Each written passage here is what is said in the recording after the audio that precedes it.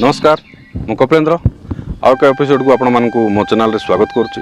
आमे वर्तमान अच्छु कोरापुट जिला लमतापुट ब्लॉक रो पेटा पंचायत पाखापाखि आम कहवा बैपारीगुड़ार सीमांतवर्ती अंचल रे।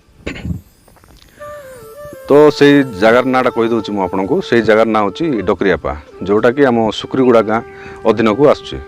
तो बहुत कष्ट से आसचु एठी बहुत भय भी लगुच सेमती किसी जिनस अच्छी किसी माँ को पीठस्थली अच्छी भी। तो से पीठस्थली रे बड़ बड़ गुड़ाए पत्थर रही पत्थर मध्य गुंफा रही मो सहयोगी भाई को कहबी से देखब से पत्थर किंबा गुंफा गुड़िक बहुत भय भय लगुच। आसचु आम 3 जन किंतु भय भी जंगल भितर अच्छी भय भी लगुच। तो सी देखेबे कहबी देखापी आपण देखुं केमती गुंफा अच्छी से गुंफा द्वारा दे बहुत एठारे जो गाँ लोक कहवा अनुसार सेठारे बहुत जीवजंतु यातायात करती से दिन हो कि राति हो प्राय समय से यातायात कर जना पड़ी जहाँ गाँ लोक कहते। तो आम एठे आसलु कि जंगल बुलायापी तो देखिलु रास्ता कड़े ही अच्छी किंतु घंच जंगल मध्य रही जो कहवा आम डकरियापा जो देवी पीठस्थली। तो आम सेठी एवं तो आपण देखुले गुंफा गुड़िक आगे कहबी से भाई को पूरा ऊपर आड़ को देखेबे गछ केमती स्तर स्तर पत्थर मध्य रही से पत्थर को किसी चेर जाबुड़ी धरिक रखी जहाँ यह तो मनीष तो देखिपे से पत्थर गुड़िक प्रकृतिर केमती लीला से पत्थर उपर मध्य किछि विभिन्न प्रकार माल जातीय गछ आ किछि बड़ बड़ गछ मध्य सेठारे से पत्थर को जाबुड़ी धरिचंती। तो देखुथिबे बर्तमान मु किभली अवस्था आम सेठी जाइथिलु देखंतु। बर्तमान आम जाउछु से माँ को पीठस्थल निकट को।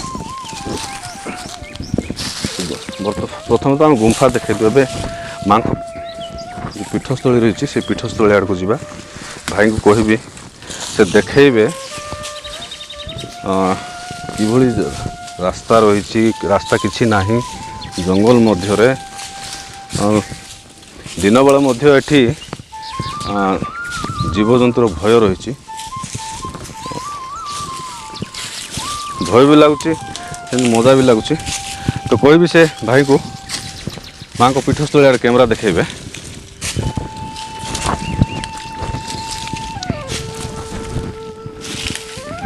देखुवे किभली पीठस्थली रही एठारे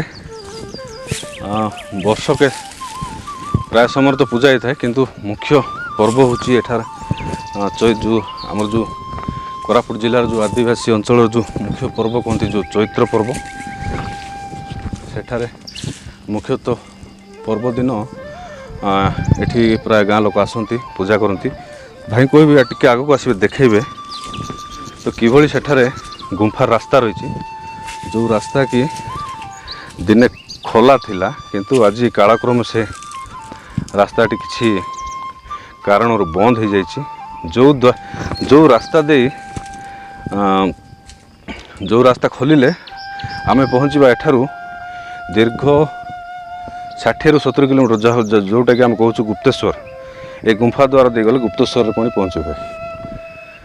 तो आम तो कि जानिनु जहाँ ग्रामवासी को कहवा अनुसार ए गुंफा दी विभिन्न गुड़ाए जोटा कि आम बैपारीगुड़ा किसी मंदिर को बाहर आउ जो कापुगुड़ा जो कुटनीचुआ मंदिर अच्छी से कुटनीचुआ मंदिर को मध्य रास्ता अच्छी गुप्तेश्वर रास्ता अच्छी विभिन्न प्रकार आड़क रास्ता अच्छी। तो देखुले